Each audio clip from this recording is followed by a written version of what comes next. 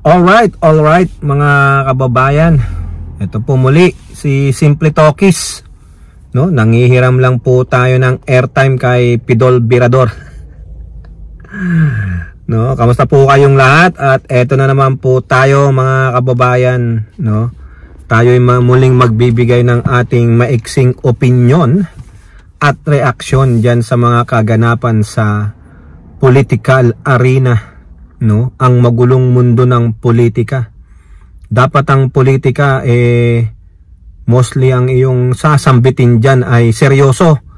Hindi dapat puro joke-joke, no? Parang yung mga depensa ng mga minions ni Duterte na kung may binitawang salita si Duterte at hindi po maganda, no?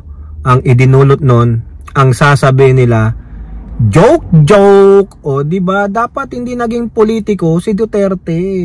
No, dapat naging ano na lang yung sa laugh factory. Yung doon ka pwede kang maging stand up comedy. Bagay pala si Digong kung puro na lang depensa niya, joke lang yun. You know the former president, he likes to make fun. O di mo, di ba? Mas maganda pa para matuwa ako, Digong, kiss and lick my brown starfish. Di ba? Pero hindi po si Digong ang pag-usapan natin, mga kababayan. Pag-usapan natin dalawang bagay. Kasi po itong mga kampon ni Digong ay hindi po magwagi-wagi sa mga naratiba nila, tulad ng bangagang pangulo, adikang pangulo, ngiwi ng ngiwi ang pangulo, hindi matino ang pag-iisip ng pangulo kasi adik, no? Tapos sisiraan ng kanyang may bahay na First Lady Araneta Marcos, no, si Madam Lisa, no, na sinasabing Lisa smuggler daw ang ating First Lady, no. Puro po sila mga dirty politics, no. Gusto nila bilhin ng taong bayan, no, ang naratiba nilang mga ganon. Pero ang katotohanan, hindi na po tayo nandoon sa 1970s, 80s na mga tanga at bobo ang mga Pilipino. Nung panahon na yon, ang ating bansa ay nasa dinosauric age pa. Kung yung ibang bansa may internet na noon, tayo ang internet natin nasa puwet lang ni Digong. Di ba? 1980s, yung paninira ng mga dilawan dyan sa Pangulong Apolakay natin, kinagat ng mga tao. Kaya ayun, no, nailuklok yung walang kwentang babaeng presidente, no? Ina daw ng demokrasya, putang ina, wala na. Bakit? Communist ba tayo nung panahon na yon? O ngayon, di ba? Wala pong internet, walang social media, no, na pwedeng madibang yung mga pandarambong, panloloko ng mga gusto lang umupo at sila naman ang mangurakot. Ito po, no, itong nasa age na tayo ng digital age, no, the speed of internet is that you don't wanna blink, no, parang daig pa ang speed of sound o speed of light, whatever it is, no. So isipin ninyo, itong mga kampo ni Duterte walang ginawa kundi magbato ng naratiba ng walang ebidensya. Hindi po sila kinakagat. Bakit? Tulad na sabi ko, hindi naman nasa cave ang mga tao ngayon, no? Alam na nila nangyayari. Nasaan ebidensya? Yung po yun, nasaan ebidensya nyo? Sabi dito, nabasa ko, napanood ko sa social media, itong vlogger na ito, si Talkies ni Pidol, dinidibang lahat yung sinasabi nyo. O itong vlogger na to, si Mami Peng, dibang kayo, wala kayong maipakitang ebidensya na adik ang pangulo, wala kayong maipakitang ebidensya na smuggler ang First Lady Marcos, wala kayong maipakitang ebidensya na si Speaker Martin ay tatakbong presidente sa 2028, wala kayong maipakitang ebidensya na nandarambong nagnanakaw ang Pangulong Marcos sa kabayan ng bayan, O tapos sasabihin nyo, naghihirap kami, nagugutom kami, walang iya kayo, kayo nang nagbigay ng mismong ebidensya sa kasinungalingan ninyo. Habang nagsasalita kayo, nagugutom kayo, naghihirap kayo, ang mga bling-bling nyo sa katawan ninyo, naka-Apple devices kayo, nakamamahaling kasuotan kayo, handbags, may mga mamahaling kayong cellphone, nagbablog kayo, may mga tripod pa kayo, o diba, daan-daang peso ang halaga niyan? O, sinong gagaguhin ninyo? Paano kayo nagutom? Nakakakain pa nga kayo sa Jollibee, sa Starbucks. O, magkano ang isang order ng kape sa Starbucks? Yung drinks ninyong frappuccino, mocha, o ano pa? Nakakanood nga kayo ng sine tuwing merong festival sa ating bansa. Nakakapunta kayo sa ibang lugar, ang mahal-mahal ng gasolina, tapos sasabihin nyo, nagugutom, naghihirap kayo. O di ba mga sinungaling? O ano ang latest na pandarambong ninyo? Panluloko nyo na naman. Mga kababayan, gusto na nilang i-impeach ang Pangulo. Itong mga minions ni Duterte. Hindi nila makayanan yung pagkatalo nila sa hanggang January 13 ka na lang, blengbong. Dati hanggang December, hanggang October, wala po nangyari. Bakit? Walang naniniwala sa mga bugok O ngayon, nakakita sila ng butas. Tiyak dito, mapapababa nila si Pangulong Bongbong Marcos. Mai-impeach nila dahil sa kalokohan niya sa GAA. Ano po yung GAA? General Appropriation Act. Yung pong yan yung budget for the 2025. Kasi daw po pinirmahan ng Pangulo na may mga blanco na item na blank check. Kumbaga karamihan daw po ay nasa Department of Agriculture at NIA, yung National Irrigation.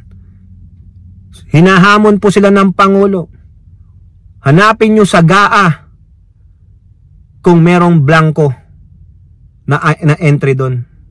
Kung sinasabi nyo totoo yung blank check, patunayan ninyo, mga kababayan, sabi nga.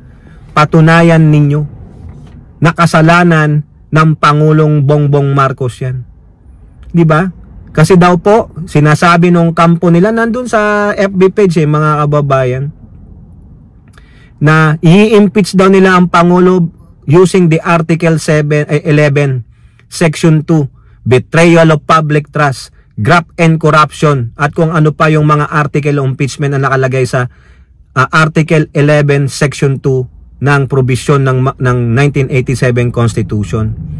Yung mga yun yung pinailaban kay Duterte, kay Sara Pusiti, na impeachment sa kanya. Gagamitin nila ngayon. Kumbaga, ikaw Bongbong Marcos ang i-impeach namin dahil you lost the public trust. You betrayed it. Graft and corruption dahil sa GAA? Patunayan ninyo. Nasaan ang pruweba? The burden of proof lies with you, the accusers. Diba? Sige nga. Kung magwawagi kayo, pinipilit nila mga kababayan Pinipilit nilang iyo po ang isang babae na napaka-demonyo pa. Hayop na hayop. Demonyo sa demonyo ang ugali. Biruin nyo, nakita nyo yung kanyang tunay na ugali, yung kanyang totoong kulay. Gigil na gigil po siya. Gusto niya pong pumatay ng tao. Diba? Ganyan ba ang presidenteng iluluklok ninyo? Tingnan nyo ang pinagsasabi niya, pinag-uugali niya. Daig pa yung batang nagtatantrum. Diba? Pag si Sara Pusit ang naging presidente, mga kababayan, lahat ng kumalaban sa kanya, ipapakain niya sa crocodile farm dun sa Davao. Yun lang po yan. Kaya itong mga minions niya na naniniwalang siya ang dapat na maging presidente, nek-nek ninyo. Maghalo ng balat si Tanalupan pero hindi nyo maiuupo si Pusit habang nakaupo si PBBM. I-try nyo na lang sa 2028 kung meron pa kayong 32 million. Kung kaya nyong labanan kung sino man yung lalaban sa kanya sa 2028. Whether si Speaker yan, whether si Gibo yan, whether si Lenny. Pero hindi mauupo. Tandaan ninyo, hindi mauupo si Pusit hanggat buhay ang Pangulong Bongbong Marcos. Maghalo na ang balat si Tinalupan, no? Bakit nyo gustong iyo pusit-pusit para pagtakpan yung kalokohan nila? Yung bilyong-bilyong piso na nilustay niya, na kinain niya, yung masamang ugali niya, nananakit siya, nagtitreat siya, nagutos siya na patayin ang mga taong ito, yung katarantaduhan ng tatay niya, di ba? Yung katarantaduhan ng dalawa niyang kapatid na lalaki at ng iba pa, di ba? Sip-sip sip-sip tong mga hinayupak na minions na itong mga ito. Patunayan nyo muna na may ginawang kalokohan ang Pangulong Bongbong Marcos. Patunayan nyo muna na adik o bangag ang Pangulong Bongbong Marcos. Patunayan nyo muna na hindi fit mag-lead o bilang presidente ang Pangulong Bongbong Marcos. Saka nyo sabihin dapat si Pusit na ang ipalit, no? At hindi rin kami papayag na ang papalit sa Pangulo ay ang tulad ni Sara Pusit Duterte na isang sinungaling at mandarambong. Di po ba? Kaya nyo lang gustong maupo para pagtakpan lahat ng katarantaduhan ninyo, ng kalokohan ninyo, no? Impeach daw po, impeach. Impeach na ang Pangulong Bongbong Marcos, pati yung mga sinisigaw ng mga patay gutom diyan sa EDSA, no? Yung kanilang Black Friday na naman daw, no? Ginagawa nilang tahanan yung diyan sa EDSA, no? Purong panghihingi lang naman ang hinihingi ninyo eh. Puro pangkabuhalan lang naman kayo eh. Di ba? Bakit ang kapal ng mukha nyong pangalandakan dyan ng inyong mga GCash number? Nang uutulang kayo, mostly mga OFW pa. No? May mga trabaho ba kayo? You have so many time in your hands, ano? Kasi mga palamunin kayo eh. Tapos sasabihin nyo, impeach BBM? Eh di mag-file na kayo. Mag-file na kayo ng impeachment case. Go na! May mga kakampi naman kayo sa Kongreso, di ba? Andyan si Duterte, si Pulong. Nandyan si Ungab. O, nandyan yung Duterte Youth. Sige na, endorse na. Mag-file na kayo. Do it. Di ba? Sabi nyo, hanggang January 30 na lang. O, nandyan pa ang Pangulong Marcos. O, baka na naman, February na lang siya. Mga bugok pala kayo eh. Sige na, mag-file na kayo ng impeachment case. Tingnan natin, mga kababayan. No? O ngayon, pag-usapan naman natin itong impeachment case ni Pusit, no? Ito po, sa akin pong opinion, mukhang hindi ito uusad eh. Hindi ito ilalagak muna ng House of Representatives. Kasi sa kanila muna magsisimula yan. Sila ang magbabalangkas muna niyan. Hindi po ang Senado. Ang Senado ang siyang magpapasya. Sila ang juror and judge. Diba? Iaakyat yan sa upper house. Pero itong lower house, dahil nakita nila na parang wait and see sila, mukhang natatakot po sila kay Duterte. O baka naman naduduwag si speaker, hindi po natin alam ang dahilan. Pero ang pinakadahilan, ayon kay Velasco, walang supporter eh. Takot eh. Duwag yung mga mambabatas eh. Biruin mo, 6 lang yung nakuha ng mga Makabayan Black, yung mga endorsers. Tapos kulang na sila sa oras kasi nga may election. So unahin muna nila yan. Kami muna, pang sarili muna. Kami muna. Wala, bala kayo dyan. Sa bagay, kung wala naman kami, wala rin magti-take up. Ganun po eh. They held hostage the Filipino people. They held hostage the will of the people. Kaya walang umuusad eh. Di ba, speaker? Kung talagang gusto lang ni speaker, political will, speaker. Kaso re-electionist din si speaker eh. Pasensya naman Nasa sa kamay po ng lower house para umusad ang impeachment. Pero wala po eh. No? Nandun lang po sa opisina ni Secretary General ng House yung impeachment cases na yan. It's so frustrating. Kaya sa frustration, itong mga endorsers tulad ng Makabayan Black, ang sinisisi po ay ang Pangulong Bongbong Marcos.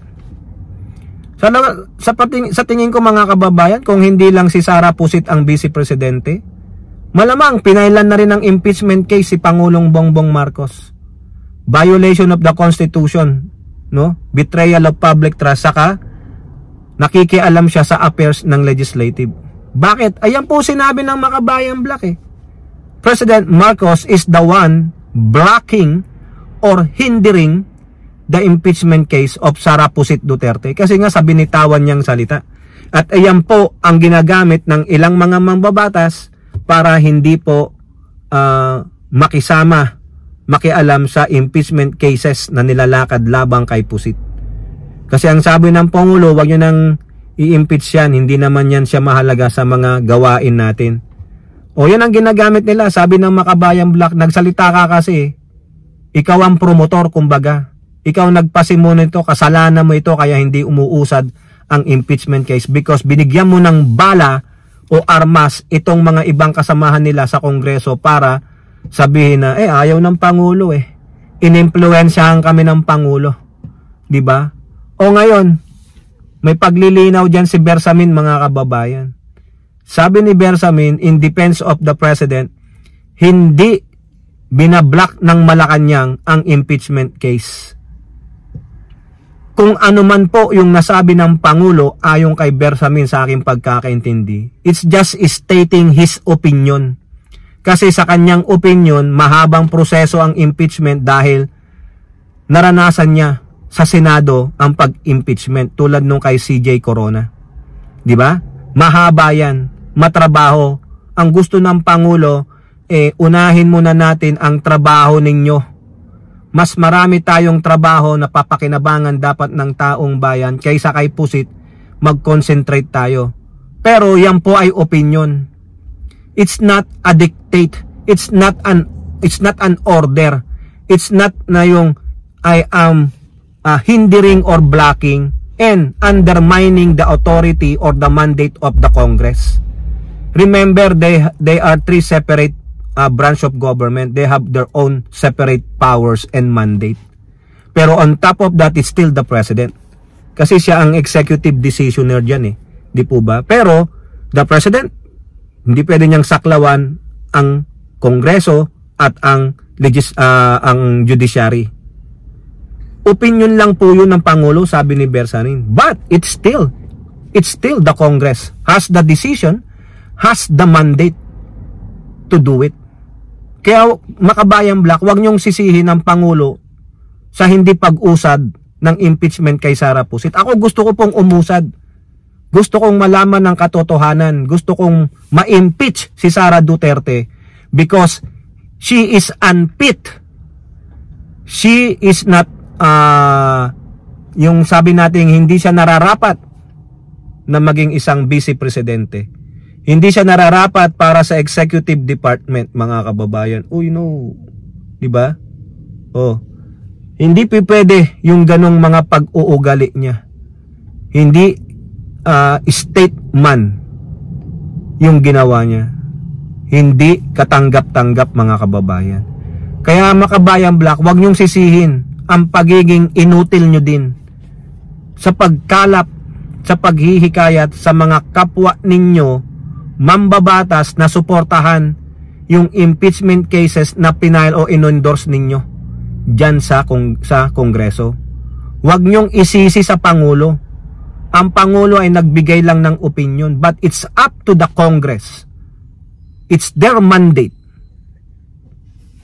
to move forward. Meron na kayong House guidelines for impeachment process. 15 Congress pa yan. Bakit hindi yun ang gamitin ninyo? You are just using the President for your own failure. Diba? Tanong, kasalanan ba ng Presidente? Pinipigilan ba kayo? Meron ba siyang sinabi dyan na, wag itigil niyo yan? Wag yung tanggapin niyang impeachment. Pinigilan ba yung tatlong impeachment cases na maipasa, may mag-endorse ng mga congressman? Wala, di ba? Yung opinion niya yun, yung binigay niya. Tama po si Bersamin. We are not blocking.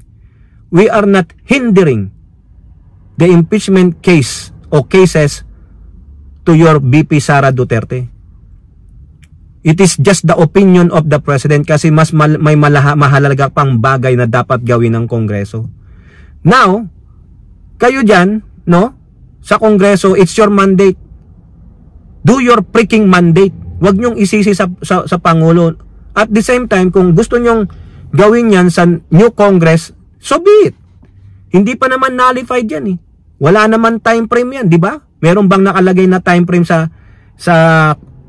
Constitution hanggang kailan yung parang yung sa tagal ng panahon hindi na pwedeng naglaps na eh. Hindi po ganun. Wala pong ganun. Walang time frame, walang expiration date kung baga tawagin natin yung impeachment case. Kasi hindi naman nag-move forward eh. 'Di ba? Walang desisyon. So therefore, pwedeng i-open yan sa 20th Congress. Yun ay yung kagustuhan ng speaker o ng mga mambabatas. Kung sinabi ng speaker, forward it to my desk, we will move forward po, and then so be it. Pero sisihin nyo makabayang black ang Pangulo? Hindi. Kayo ang dapat sisihin kasi hindi kayo makapangalap ng sosuporta sa impeachment. Uulitin ko, ako ang posisyon ko for impeachment for Sara Duterte. Wala akong pakialam sa mga ginawang rally-rally dyan, whether anti, whether pro. Ang sa akin, opinion ko, nararapat siyang i-impeach. Because what? Yung napalabas ng hearing dyan sa good government and public accountability. And for being rude, being abhorrent in her attitude. Nakakasuka na pag-uugali. Hindi mo makikitaan ng pagiging isang state woman or stateman. Yun lang po. Uulitin ko, yun ang posisyon ko. For impeachment ako ni Sara Duterte. Dahil yan po ang nakita ko. Ala akong pakialam sa opinion ng Pangulo. Opinion niya yun. Ang opinion ko din ay dapat ma-impeach siya based on the evidences I have seen and I have heard. Yun po yun. Diba? Kaya kung hindi ito uusad sa 19th Congress kasi 2 linggo na lang, antayin na lang natin. Yun lang po ang nakakalungkot. Di po ba? Yun ang nakakalungkot na aantayin pa natin matapos ang election ito. Baka naman sa darating na election wala na ang mga supporters ng pusit sa Senado. Kasi yan din po ang sinabi ni Benny Abante. Sa kanyang opinion, patay na yon sa Kongreso. Bakit? Kung sakali mang sabihin nilang i-impeach namin si Sara, ipo-forward sa Senado, at nandoon ang mga kakampi ni Pusit na si Robin Padilla na tahasang sinabi, I will vote no. Maski na marinig niya pa, mapakinggan niya pa, mag-participate siya sa hearing na yan, sa kanya meron na po siyang prejudgment. No na siya. So nandun na, nakita nyo na kung sino talaga ang nagtatrabaho para lamang sa mga Duterte, para lamang sa mga kakampi ng mga Duterte. Sila ay hindi po nagtatrabaho para sa bayan at sa mamayang Pilipino. Nauuna muna ang interes ng para sa Duterte at huling-huli ang para sa bayan. Ganun din po sa Kongreso. Mas nauuna ang interes ng bawat congressman bago ang interes ng taong bayan. Mind you, 41% ang gusto na magkaroon ng impeachment proceedings. 'Di ba? Mas mataas ang 41 kaysa sa 35, kaya wag nyo kaming gaguhin. 'Di po ba? O ngayon, wala po tayong maasahan so far dito sa 19th Congress pagdating sa impeachment trial. 2 weeks na lang natitira. Hindi pa rin na po forward. Kaya nga sabi nung isang makabayang black representative si Manuel, himala kung ma-open sa 19th Congress. Totoo po yun. It's himala. Pero ikaw din, Manuel, at yung mga kasama mo, wag nyong sisihin ng Pangulo. Because that's stating only the opinion of the President. Kayo pa rin at kayo pa rin ang masusunod. Hindi kayo diniktahan ng Presidente. Di po ba? So, mga kababayan lang po, no? Itong grupo ni Digong, sila po ay nananawagan na ng impeach PBBM. Di mag-file na kayo. Do it. Dahil nga po sa kalokohan daw dyan sa GAA. Do it. At the same time, sinabi po ni E.S. Bersamin that they are not blocking or hindering the impeachment proceedings dyan sa House of Representatives. It is the House of Representatives has the problem. They are just using the statement of the President to show to hide their failure na makapangalap ng 103 signatures, no? Malamya po kasi ang mga mambabatas na yan, they are just looking for their own self-interest, for their own political interest and political survival. So yun lang po mga kababayan, kayo po, ano pong inyong masasabi? Comment down below and don't forget to like and share. Hope to see you on our next videos. Bye bye, God bless.